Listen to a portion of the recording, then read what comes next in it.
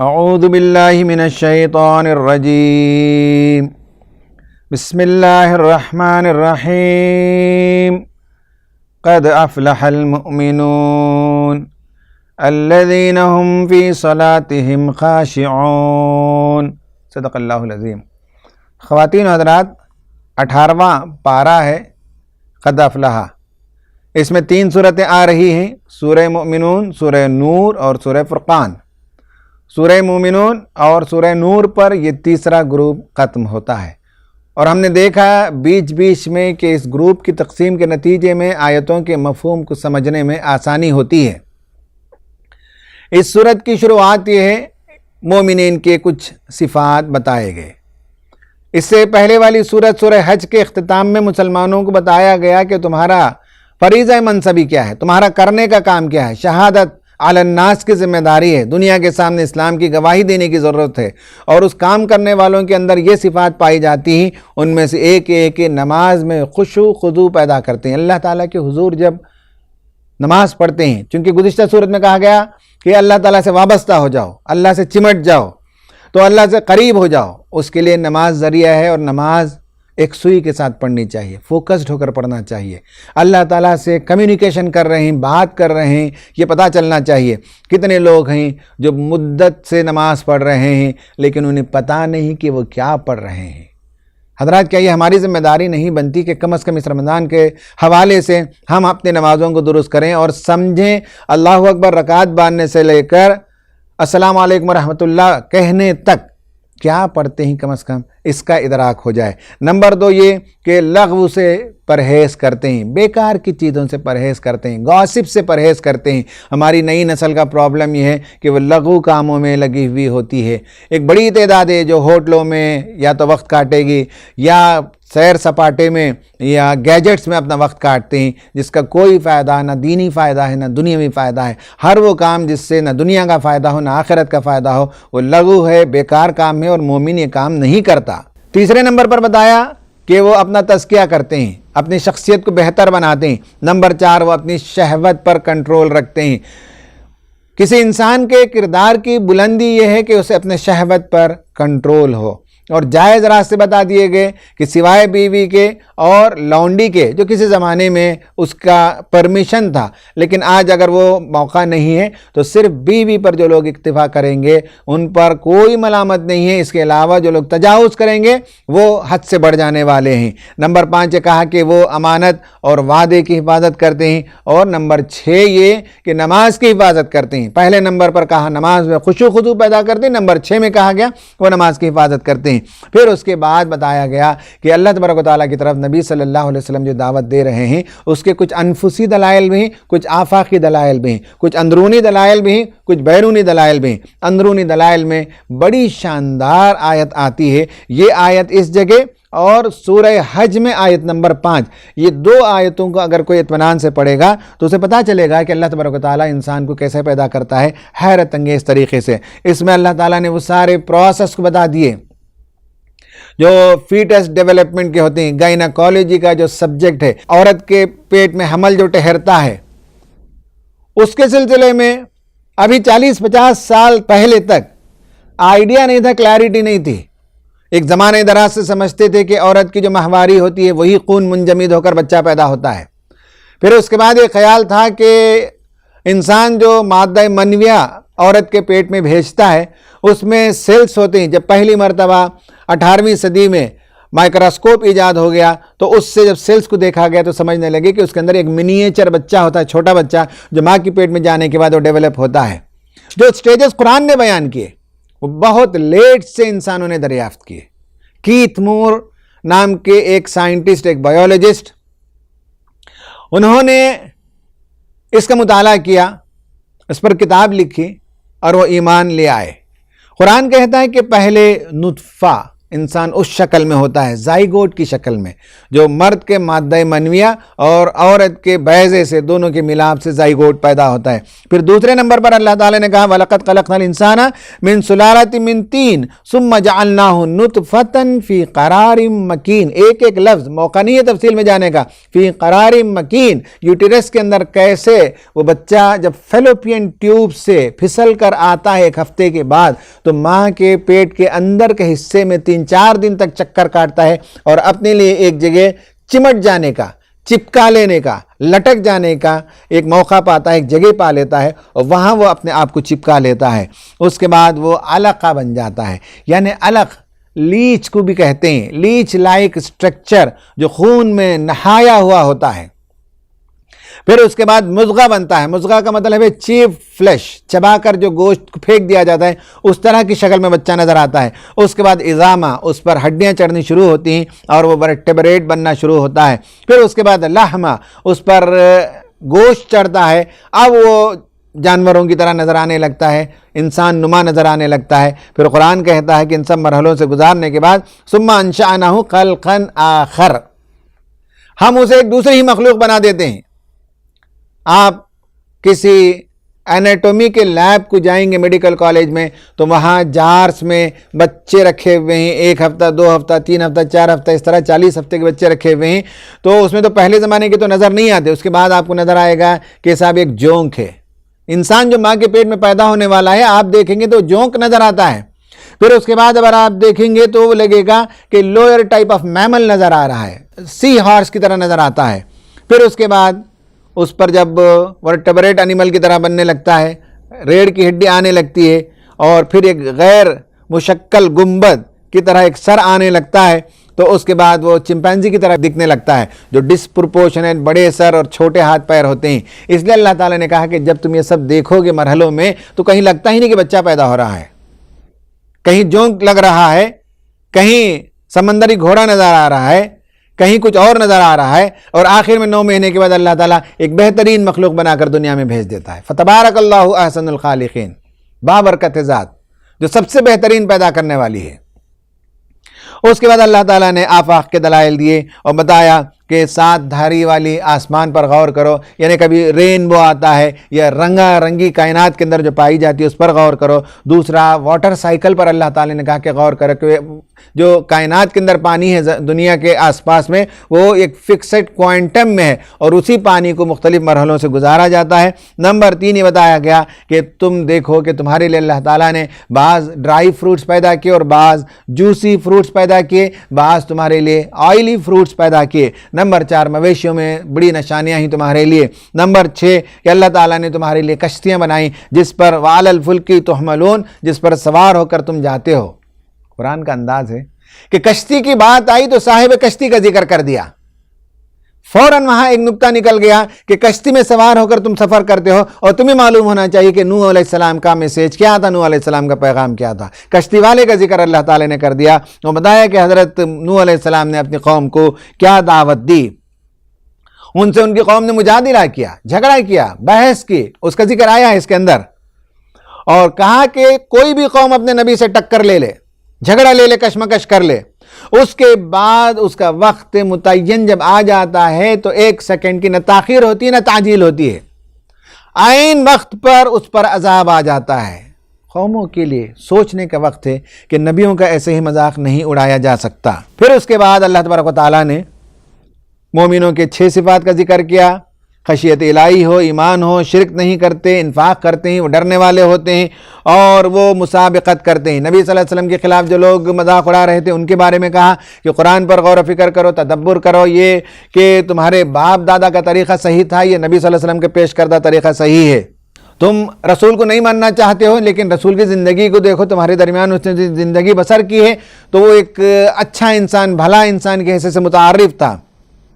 تم یہ کہتے ہو کہ وہ قبض کے اندر مبتلا ہے، دیوانگی کے اندر مبتلا ہے، بتاؤ کہ کیا یہ جنون ہے کہ جس کے نتیجے میں اتنا پیارا کلام کسی کی زبان سے وارد ہو جائے، نکل جائے؟ تمہیں حق سے کرائیت ہے، یاد رہنا چاہیے کہ قیامت کے دن اللہ تعالیٰ تم کو پکڑے گا اور تمہیں اس کی سزا دے گا۔ تم دوسروں کا دم چھلا بننے کے بجائے، کسی اور کی بات ماننے کے بجائے تم خود عقل سے کام کیوں نہیں لیتے اور رسول کی بات کو سنتے کیوں نہیں ہو؟ کان اور آنکھ اللہ تعالیٰ نے دی، اسے کھول کر کائنات کو بھی دیکھو اور رسول کی باتوں کو بھی سنو۔ زندگی بعد موت ایک افسانہ نہیں، ایک حقیقت ہے۔ جب وہ آ جائے گا تو تمہیں اس وقت بچنے کا کوئی یارہ نہیں ہوگا۔ موت کے وقت تمنا کریں گے کہ کاش ہم نیک عمل کیے ہوئے ہوتے۔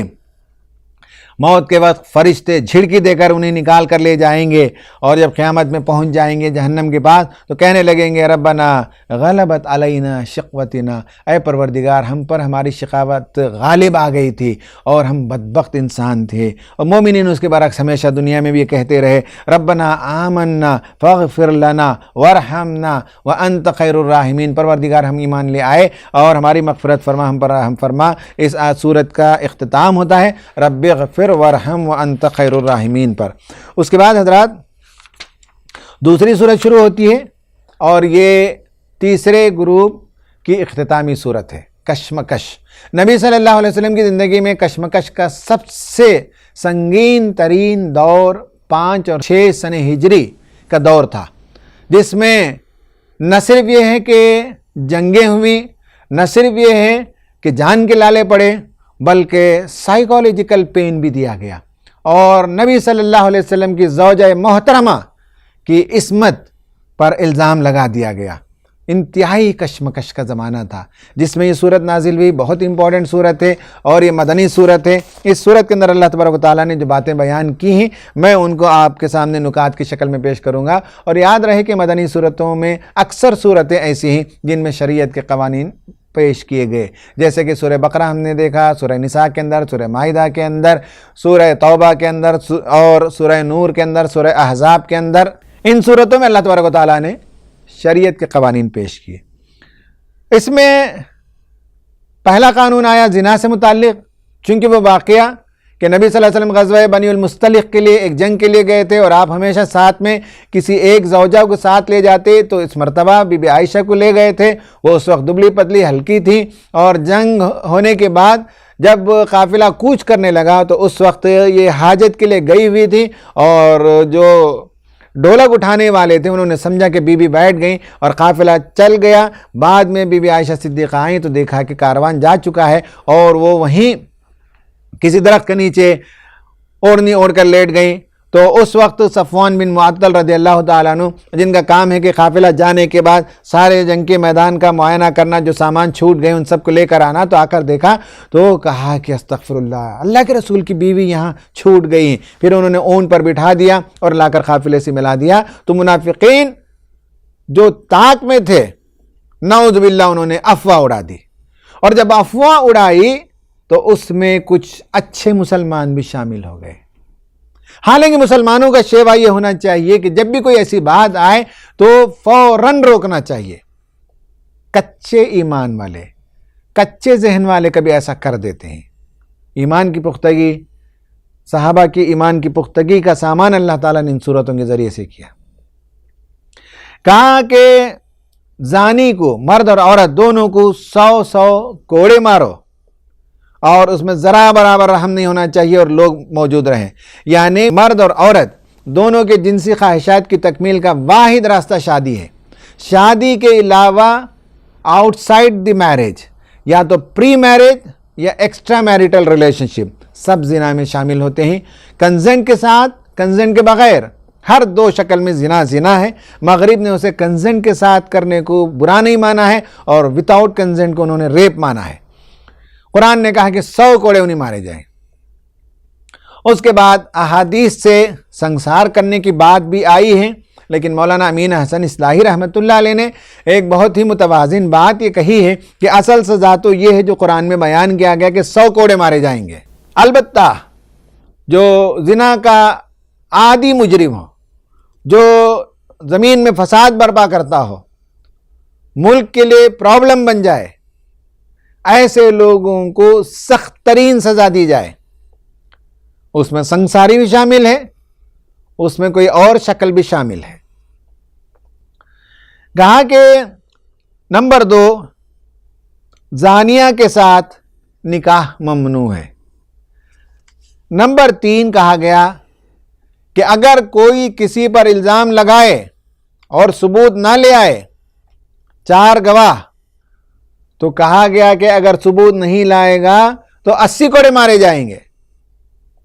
کئی واقعات خود میرے پاس بھی آتے ہیں اور لوگ ایک دوسرے کے خلاف شکایت کرتے ہیں، کبھی خود اپنی بیوی کے سلسلے میں بھی لوگ لے آتے ہیں مسئلہ۔ تو یہ پہلی بات میں عرض کرتا ہوں لوگوں کو کہ جب بھی کوئی کسی پر الزام لگائے اور 4 گواہ پیش نہ کریں تو وہ پریپیئرڈ رہے 80 کوڑے کھانے کے لیے۔ آج ہمارے ملک میں وہ قانون تو نہیں ہے، لیکن اس کے گھناؤنے پن کو سمجھنا چاہیے۔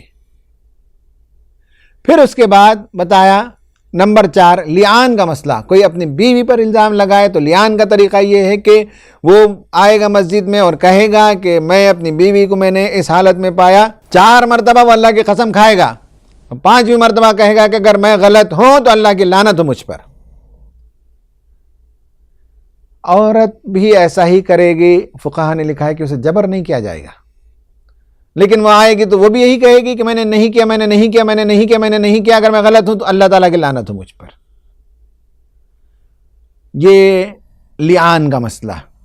نمبر 5 واقعہ افک، جھوٹ کا واقعہ۔ بی بی عائشہ پر جو طاہرہ اور مطہرہ تھیں، ان کی طہارت و تقدیس پر لوگوں نے الزام لگایا، ان کے عفت کو مشتبہ بنایا، ان کے خلاف شہر کے اندر چرچا کر دیا۔ تو وہ واقعے کے سلسلے میں اللہ تعالیٰ نے اپنی طرف سے برات کا اظہار کیا اور بتایا کہ مسلمانوں کو چاہیے کہ ایسی بات اگر آتی تو وہ فوراً کہتے کہ یہ بہتان ہے اور اس طرح کی باتوں میں ہم شریک نہیں ہوتے۔ اس کے بعد نمبر 6 حکم آیا فحش کی تشہیر۔ معاشرے کے اندر، سماج کے اندر سیکسول جو کنٹینٹ ہے وہ عام نہیں ہونا چاہیے، وہ بیڈ روم افیئر ہے۔ لیکن کیا کیجئے کہ جس ماحول میں ہم رہتے ہیں وہاں ہر طرف فلم کے پوسٹر ہیں، ناچ گانے ہیں، کلبز ہیں، گندے ناولز پائے جاتے ہیں، کھیل کود پائے جاتے ہیں ایسے جس میں بے حیائی کا اظہار ہوتا ہے، ڈانس ہیں، مقابلہ حسن ہے، یہ وہ سب ہے جو فحش کی تشہیر کرتے ہیں۔ اسلامی حکومت کے اندر ان سب کو ممنوع قرار دیا گیا۔ جائز کھیل ہوں گے، جائز تفریح ہوگی، جائز کتابیں لکھی جائیں گی، وہ سب جائز ہیں، لیکن جو شہوت کو بھڑکائے اس طرح کی چیزوں کو ممنوع قرار دیا گیا۔ یہ شیطان کے ایجنٹ ہیں اور ان سے ہوشیار رہنا چاہیے۔ نمبر 7 پرائیویسی کا ایشو آیا کہ جب کسی کے گھر جائیں تو دروازہ کھٹکھٹائیں اور ذرا کنارے کھڑے ہو جائیں۔ اس زمانے میں دروازہ نہیں ہوتا تھا، یہ بات یاد رہے کہ گھروں کے اندر دروازے نہیں ہوتے تھے، تو گھر کے سامنے ایک دم تانگ جھانک کرتے ہوئے نہیں کھڑے ہونا چاہیے۔ پرائیویسی کا تقاضا ہے کہ آپ کسی کے گھر جائیں تو آپ کنارے کھڑے ہو کر پکاریں جس دوست کو بھی پکارنا چاہتے ہوں۔ 8ویں نمبر پر کہا کہ اب یہ مسئلہ تھوڑا سا تفصیل طلب مسئلہ ہے۔ وہ یہ کہ لوگ کہتے ہیں کہ پردے کے احکام اس صورت کے اندر پائے جاتے ہیں۔ میں اکثر اپنے دوستوں سے کہتا ہوں کہ پردہ لفظ نہ قرآن میں ہے نہ حدیث میں ہے۔ جو بات یہاں بتائی گئی ہے وہ جینڈر ریلیشن شپ کے رولز بتائے گئے۔ دنیا میں مرد اور عورت کو کہیں نہ کہیں ملنا ہی ہوتا ہے، میاں بیوی کے علاوہ ملاقات ہوتی ہے۔ کالج میں جائیں گے تو لڑکے اور لڑکیوں کو ملنا پڑتا ہے، سب جگہ صرف مسلمان لڑکے اور لڑکیاں نہیں ہوتی ہیں۔ کالج میں، یونیورسٹی میں، آفس میں، ٹرین میں، ٹریولنگ میں، بہت سی جگہ مردوں اور عورتوں کو ایک دوسرے کا سامنا کرنا پڑتا ہے، ایک دوسرے کے ساتھ زندگی کے امور طے کرنے پڑتے ہیں۔ ان میں جینڈر ریلیشن شپ کے کچھ اصول بیان کیے گئے، یہ اچھی طرح سے سمجھ لینی چاہیے۔ جینڈر ریلیشن شپ میں پہلا حکم ہے، یہ حکم بالخصوص گھر کے اندر کا ہے کہ کسی کے گھر جائیں۔ اس زمانے میں صحابہ کے بڑے بڑے گھر نہیں تھے جیسے آج ہمارے ہوتے ہیں، چھوٹے گھر ہوتے تھے، اور اس گھر میں کسی وجہ سے جانا ہو، کھانے پانی کے لیے اور عیادت کے لیے، کسی بھی کام کے لیے، تو اس وقت یہ کہا گیا کہ نگاہ نیچی رکھو، عورتیں اپنا کام کریں، مرد اپنا کام کرتے ہوئے چلے جائیں آگے، جہاں جا کر بیٹھنا ہے. نگاہوں کو لڑانے کی ضرورت نہیں ہے. غض بصر میں یہ بات بھی ہے کہ ضرورتاً کام کرتے ہوئے، فائل لیتے ہوئے، دیتے ہوئے، چیک کا تبادلہ کرتے ہوئے، یونیورسٹی میں ایکسپیریمنٹس کرتے ہوئے دیکھنا تو پڑتا ہے، لیکن دیکھنے اور دیکھنے میں فرق ہے. ایک دیکھنا کام کا دیکھنا ہے، ایک دیکھنا وہ ہے کہ آدمی دیکھتے دیکھتے ڈی فوکس ہو جائے، کہیں اور چلا جائے. یہ ممنوع ہے، غض بصر ہے کہ انسان کام کے بجائے کسی اور چیز کی طرف اس کی نگاہ چلی جائے. اس سے منع کیا گیا. دوسرا ہے شرمگاہوں کی حفاظت. اس کے علاوہ کچھ اور اصول بتائے گئے. جیسے آج کے زمانے میں کووڈ-19 میں سوشل ڈسٹینسنگ کی بات کی جاتی ہے، ایسے ہی مرد اور عورت کو کبھی کسی کام سے ملنا جلنا بھی ہو تو دوریاں رکھنی چاہیے. کلوزنس، پروکسیمیٹی نہیں ہو سکتی، تنہائی میں ملاقات نہیں ہو سکتی، سیلفیز نہیں لیے جا سکتے. یہ باتیں یاد رکھنی چاہیے. اور کام کی بات جتنی اتنی ہونی چاہیے. تنہائی میں ملاقات ہوتی ہے تو تیسرا شیطان بھی ہوتا ہے، جہاں وہ انسانوں کو برگلا دیتا ہے. تو اس لیے کہا گیا کہ عورت تو آئے گی معاشرے کے اندر. گھر میں بھی آپ جائیں گے تو عورت نظر آئے گی. کسی دوست کے گھر میں جائیں گے، کسی رشتہ دار کے گھر میں جائیں گے تو نظر آئے گی. غض بصر، آنکھوں کو نیچی رکھیں، شرمگاہوں کی حفاظت کریں. اور عورت کو ایک اور چیز کا حکم دیا ایکسٹرا. دونوں کو، مردوں کو عورتوں کے برابر ہے. یہ بھی غض بصر کرے، یہ بھی غض بصر کرے. یہ بھی اپنے شرمگاہ کی حفاظت کرے، یہ بھی اپنے شرمگاہ کی حفاظت کرے. لیکن ساتھ میں یہ کہا گیا عورت کو کہ وہ اپنا بناؤ سنگار کو چھپائے. الا ما ظہر منہا. کچھ چیزیں ایسی ہو سکتی ہیں جو آٹومیٹکلی ظاہر ہو جاتی ہیں، جیسے لباس ہے، جیسے چوڑیاں ہی اس کی آواز ہے، یا اس طرح کی کوئی چیز جو آٹومیٹکلی ظاہر ہو جائے. الا ما ظہر منہا. زینت کو چھپانے کے لیے کہا گیا. زینت وہ جو باہر سے ایڈون کیا جاتا ہے، میک اپ کیا جاتا ہے، زیبائش کی جاتی ہے، اس کو کہا جاتا ہے زینت. تخلیق کو زینت نہیں کہتے، فزیولوجی کو زینت نہیں کہتے.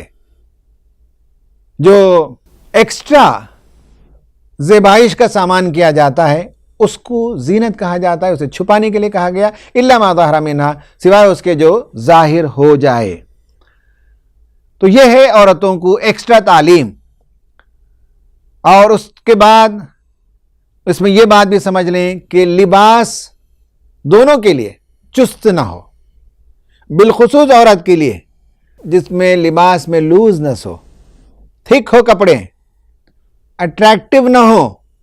جب دو جینڈر کے درمیان ملاپ ہو، اپنے شوہر کے لیے اپنے گھر میں رہتے ہوئے سنگار سوار کر سکتی ہے، لیکن بیرون کی دنیا میں یا خود گھر میں کوئی اور مہمان آئیں جن کے سامنے عورت جاتی ہے تو اس وقت اسے بناؤ سنگار نہیں کرنا چاہیے. میں نے ایک مرتبہ مولانا مجاہد الاسلام قاسمی صاحب سے پردے کے بارے میں پوچھا تو انہوں نے بتایا کہ دیکھو بیٹے، مختلف قسم کے پردے ہیں اور عورتوں کی مختلف قسمیں ہیں. ہر ایک کو اس کے لحاظ سے اس کا ضمیر بتائے گا کہ کیسے پردہ کرنا ہے. طبقہ اشرافیہ کی عورتیں گھروں میں زیادہ رہتی ہیں، جن کو کالج جانا ہوتا ہے، اسکول جانا ہوتا ہے، ان کو کیسے پردہ کرنا چاہیے وہ بہتر جانتی ہیں. جن کو چھوٹے موٹے کام کرنے کے لیے گھروں میں جانا ہے، ان کو کیسے حیا کے ساتھ رہا جائے یہ ان کو بتانا چاہیے. تو گویا معلوم ہوا کہ ایک قانون میں سب کو فٹ نہیں کیا جا سکتا.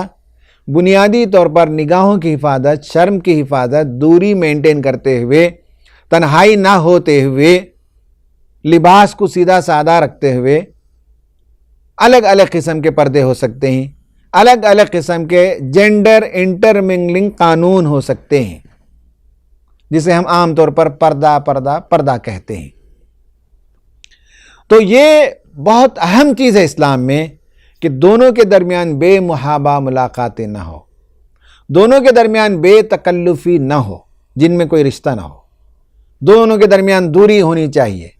بوقت ضرورت ملاقات ہوتی ہے، جیسے میں نے کہا کہ آفس میں جاتے ہیں تو ملاقات ہوتی ہے، آپ ایکسپریمنٹ کر رہے ہیں تو لیب میں ملاقات ہوتی ہے، آپ ٹرین اور ایروپلین میں جا رہے ہیں تو وہاں آپ کو کسی سے ٹکٹ لینا پڑتا ہے، دینا پڑتا ہے. یہ تو مجبوریاں ہیں.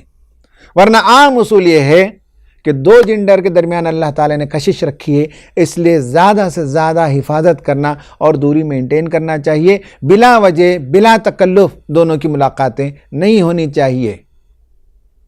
یہ حکم آ گیا اور اس کے بعد کہا گیا نکاح کراؤ۔ معاشرے میں کوئی بغیر نکاح کے نہ بیٹھے، مرد ہو کہ عورت ہو، پہلی شادی ہو یا شادی ہونے کے بعد بیوی مر گئی ہو، تو ایسے سب لوگ جو بغیر شادی کے ہیں ان کے نکاح کرائے جائیں۔ نمبر 10۔ نمبر 11 مکاتبت، یعنی غلام ہیں معاشرے کے اندر، ان کے لیے بھی بہت ضروری ہے کہ وہ شادی کریں، اپنی عفت کی حفاظت کریں۔ اس کے لیے ضروری ہے کہ ان کی رقم کا انتظام کریں تاکہ وہ اپنے مالکوں سے وہ رقم دے کر چھٹکارا پائیں۔ نمبر 12 چکلے، ریڈ لائٹ ایریاز کو ممنوع قرار دیا گیا۔ یہ 12 احکام آئے۔ نمبر 1 زنا کی سزا بیان کی گئی۔ نمبر 2 زانی اور زانیہ سے شادیاں نہیں ہو سکتی۔ نمبر 3 قذف کا مسئلہ۔ نمبر 4 لعان کا مسئلہ۔ نمبر 5 واقع افک کا مسئلہ۔ نمبر 6 تشہیر فحش پر ممانعت۔ نمبر 7 گھروں کی پرائیویسی۔ نمبر 8 غض بصر۔ نمبر 9 عورتوں کے لیے ایکسٹرا جو جنڈر ریلیشن شپ میں احتیاط کرنی ہے یعنی لباس، اس کا تذکرہ۔ اور نمبر 10 نکاح کرانا۔ نمبر 11 غلاموں کو آزاد کرنے کے لیے ان کی مدد کرنا۔ نمبر 12 وہ ریڈ لائٹ ایریاز، چکلے، یہ ممنوع قرار دیے گئے اور ان عورتوں کو ریہیبلیٹیٹ کرانے کا کام بھی ہونا چاہیے۔ اس کے بعد بڑی شاندار آیت ہے اللہ نور السماوات والارض۔ اس میں لوگوں کو کبھی سوال پیدا ہوتا ہے کہ اللہ تعالیٰ نور ہے کا مطلب کیا ہے؟ روشنی نہیں، یہاں اللہ تعالیٰ کے نور ہدایت کی مثال دی گئی۔ ساری کائنات کا نور اللہ تعالیٰ ہے، ساری کائنات کو راستہ دکھانے والا اللہ تعالیٰ ہے۔ اس کے نور ہدایت کی مثال ایسی ہے کہ جیسے ایک طاق ہو۔ انسانی سینے کو دیکھیے آپ، وہ طاق جسے کہتے ہیں، چھوٹا سا آرچ ہوتا ہے پرانے گھروں میں، قلعوں میں، جہاں لائٹ جلایا جاتا ہے، جہاں چراغ روشن کیا جاتا ہے، تو کہا کہ ایک طاق ہے، اس کے اندر ایک چراغ ہے اور اس چراغ کے اندر ایک لو ہے جو پھڑک رہی ہے۔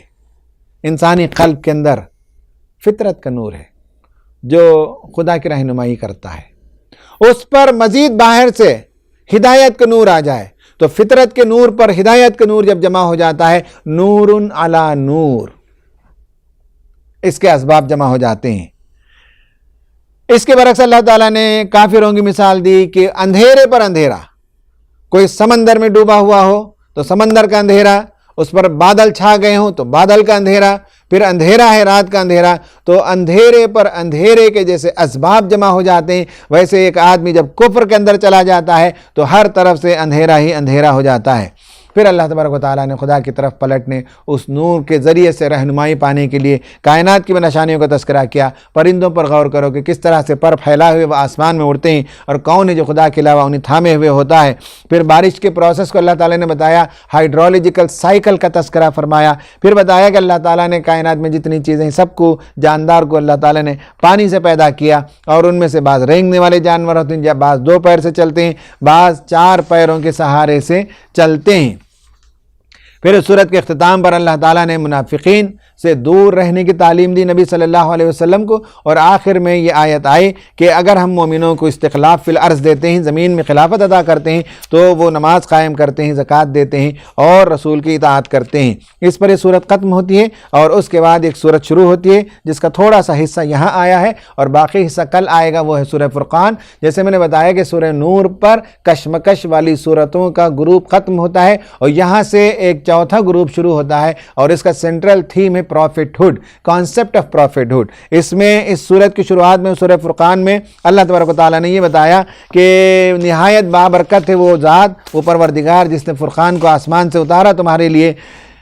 اور اس کے بعد نبی صلی اللہ علیہ وسلم کے خلاف جو اعتراضات کیے جاتے تھے ان کو گن کر بتایا۔ نمبر 1 یہ کہتے تھے کہ نبی صلی اللہ علیہ وسلم نے جھوٹ گھڑ لیا ہے۔ نمبر 2 وہ کہتے تھے کہ یہ اگلوں کا افسانہ ہے۔ نمبر 3 یہ کہتے تھے یہ کیسا رسول ہے جو بازار میں چلتا پھرتا بھی ہے اور کھانا کھاتا بھی ہے۔ نمبر 4 یہ کہا گیا کہ اس کے ساتھ فرشتے کیوں نہیں ہیں۔ نمبر 5 یہ کہا گیا کہ اس کے ساتھ خزانہ کیوں نہیں آیا۔ نمبر 6 اس کے پاس باغ ہوتا تو یہ نبی بڑی آسائش کی زندگی بسر کر سکتا تھا۔ نمبر 7 یہ آدمی سحر زدہ ہے، اس پر جادو ہو گیا ہے۔ یہ اور اس طرح کے اعتراضات کیے گئے جس کا ذکر آیا ہے، اور انشاءاللہ ہم آگے بھی اور جو اعتراضات بتائے گئے ہیں آگے کی صورت آگے کے پارے میں وہ ہم بتائیں گے۔ تو اس کے بعد اللہ تعالیٰ نے کہا کہ یہ جو لوگ اعتراضات کرتے ہیں انہیں معلوم ہونا چاہیے کہ قیامت کے دن اللہ تعالیٰ انہیں سخت ترین عذاب دے گا، اور اللہ تعالیٰ کا غصہ ہوگا، اور پھر ان کو لے جا کر جہنم میں جب ڈال دیا جائے گا تو جہنم کی آگ بھڑکنے لگے گی، اور وہ غیظ و غضب سے پکارے گی اور دھاڑے مارے گی اور کہے گی کہ صاحب اس کی جگہ تنگ ہو رہی ہے، لے جا کر ٹھونس دیا جائے گا۔ اس وقت رسول کا مذاق اڑانے والے، قرآن کا مذاق اڑانے والے موت کو پکاریں گے۔ قرآن کہتا ہے آج ایک نہیں 100 مرتبہ موت کو پکارو لیکن موت آنی نہیں ہے۔ وہاں پرماننٹ عذاب کے اندر ان کو مبتلا کیا جائے گا، اور ان کو پوچھا جائے گا، اور ان کے معبودوں سے پوچھا جائے گا کہ کیا تم نے حکم دیا تھا کہ تمہاری پوجا کریں؟ وہ کہیں گے کہ نہیں، ہم نے نہیں کہا تھا۔ اصل یہ ہے کہ اللہ تعالیٰ کہتا ہے کہ ہم نے ان کو جو آسودگی عطا کی، فراوانی عطا کی، دولت سے مالا مال کیا، ایک مدت گزر گئی، ان پر خوشحالی کی، اس کے نتیجے میں یہ بگڑ گئے اور رسول کی بات کو مان کر نہیں دے رہے ہیں۔ سورہ فرقان کی یہ بعض آیتیں تھیں، انشاءاللہ اس کا اگلا حصہ کل پیش کیا جائے گا۔ اللہ تعالیٰ سے دعا ہے کہ اللہ تعالیٰ ہماری سماجی زندگی کو سورہ نور کے نور سے منور فرمائے۔ آمین۔ وآخر دعوانا ان الحمدللہ رب العالمین۔